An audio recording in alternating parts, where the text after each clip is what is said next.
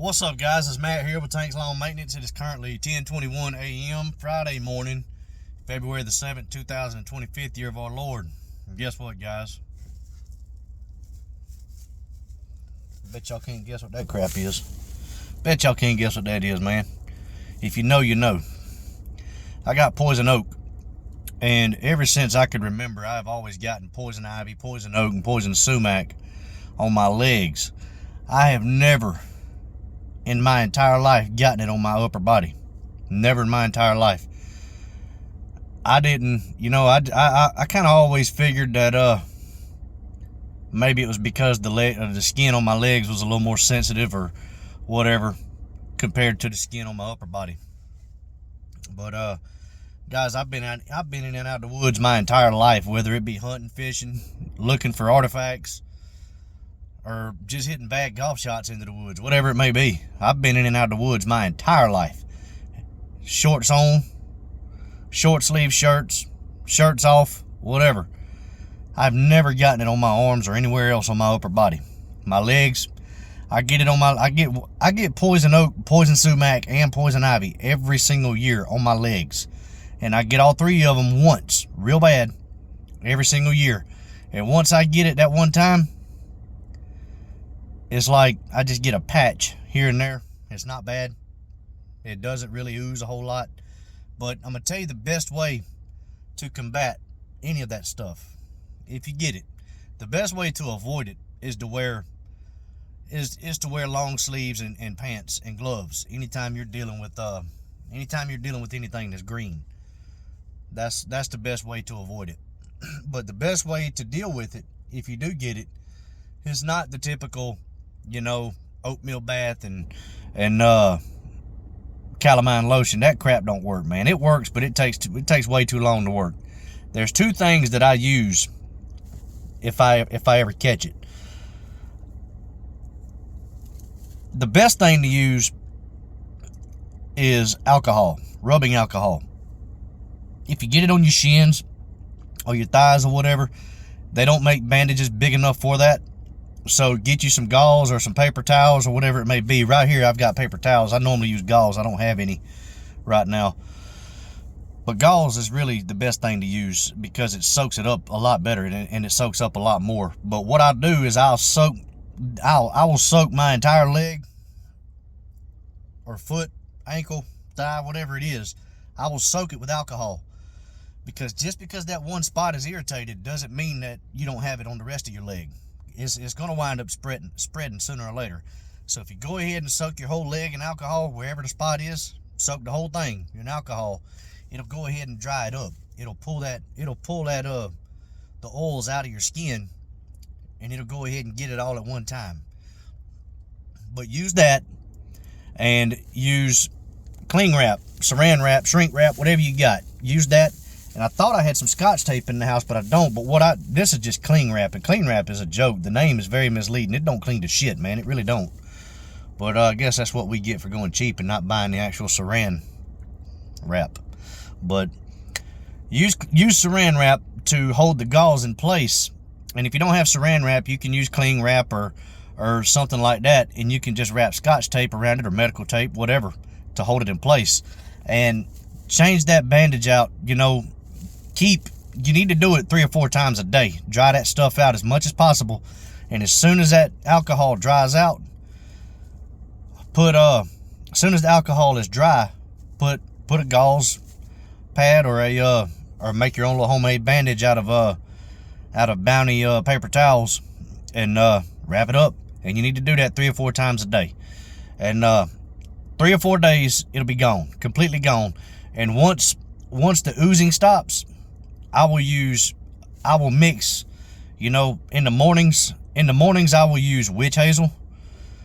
And I use witch hazel because witch hazel is good for your skin anyway. It has all those minerals that your skin likes, and it'll soften your skin up. It'll replace some of that moisture that you drew out of your skin with the alcohol to keep your skin from cracking up and everything else. But I'll use witch hazel in the morning times, and in the evening before I go to bed, I'll just rub some Neosporin on there. That way, because if you're like me, I get it in big areas, and the Neosporin will keep it from scarring up real bad. So I use that. That's the best way. Now, another thing that works really good, I actually got prescribed this when I was a kid. It's called hydrocortisone cream, and I'll cake that stuff on the area, and it actually works a little bit faster than what alcohol does.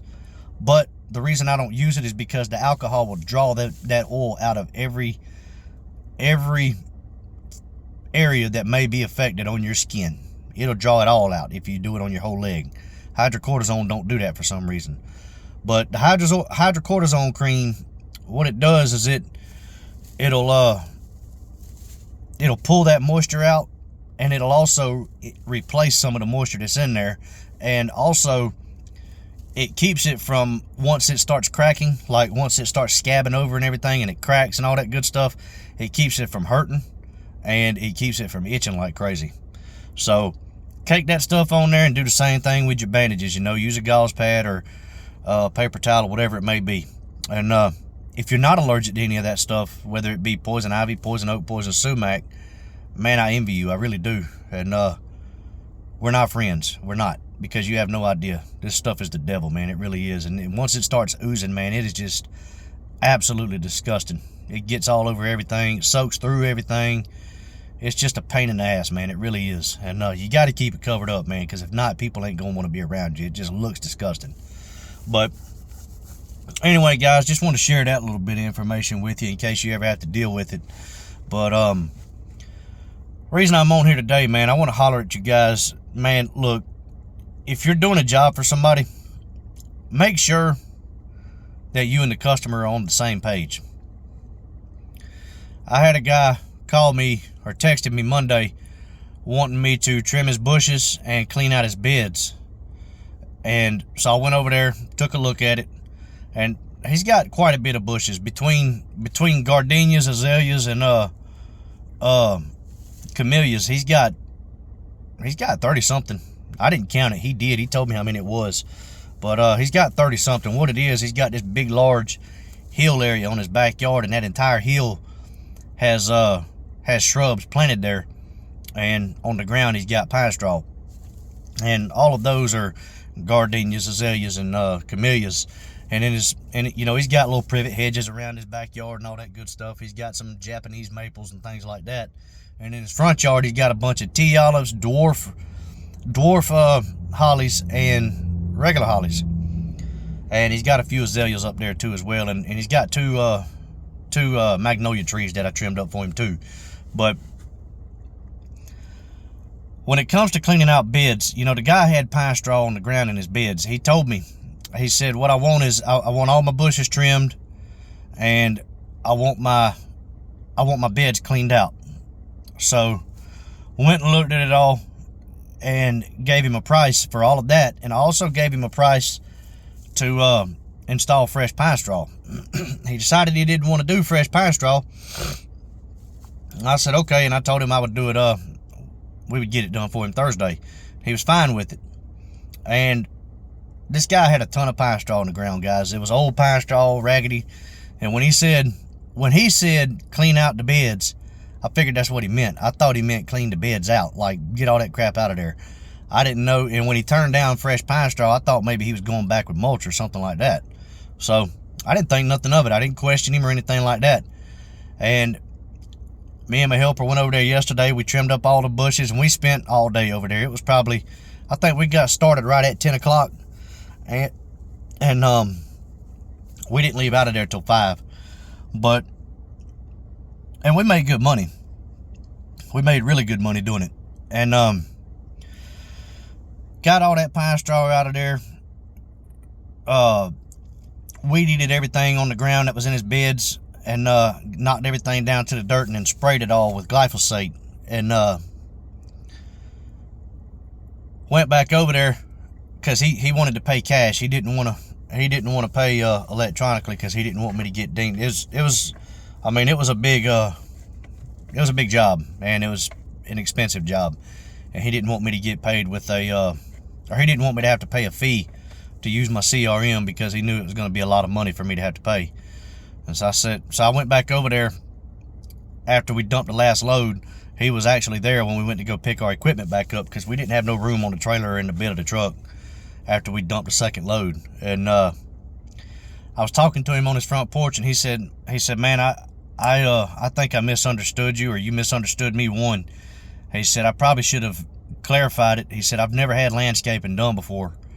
And he said, I grew up extremely poor, so I've always done everything myself. And he said, but I didn't know you were going to remove all my pine straw. And I was like, oh my goodness. I thought the guy was going to be pissed off at me. He wasn't. He was very cool, very nice. And he said it was his fault, when actually I probably should have clarified it myself. I should have made sure we was on the same page. But either way, tomorrow or next week, we're going out there to put this 20 rolls of pine straw down to replace what we pulled out. And he wasn't mad or anything like that. And I told him, I said, look, I said, I'm sorry, dude. I said, when you told me you wanted me to clean out your beds, I thought that's what you meant, because I've never had nobody ask me to clean out a pine straw bed before. And normally the way I'll do it, when I trim your bushes, I'll blow all that stuff, whatever I can't get out of the beds, I will blow it towards the back of the beds, and there's going to be some left over, and that stuff will turn brown as it starts to decompose, and it blends in with the pine straw. I said, but as far as cleaning, I said, when it comes to mulch, you can clean it out with no problem, but when it comes to pine straw, it is impossible. It is absolutely impossible. You'll never get everything out of the pine straw. That stuff just gets in there and hangs up on each other, and they get all tangled up, and you'll never get it out. And I said, that's why most people, whatever you can't blow out when you're done, blow it towards the back of the beds where it can't be seen. And then whenever you get ready to put new pine straw down, it'll all get covered up, and all of it decomposes anyway. And he said, yeah, I had no idea of that. He said, can you put new pine straw down next week? And I said, yes, sir. And so we're going to do that. And I actually picked up his neighbor as well. His neighbor was thoroughly impressed with how good of a job we did on his bushes, and they actually said that they're going to put in a recommendation to the HOA for us to take it over, because they could tell we take pride in our work, and we cut those bushes 3 different times before we were satisfied with them. But and we don't leave a mess. Me and my helper, when we do bushes, we do not leave a mess. And if you want the stuff removed, we actually remove every last bit of it. And you can't even tell we were there when we leave. But so that's one thing I can say. I try not to toot my own horn a lot.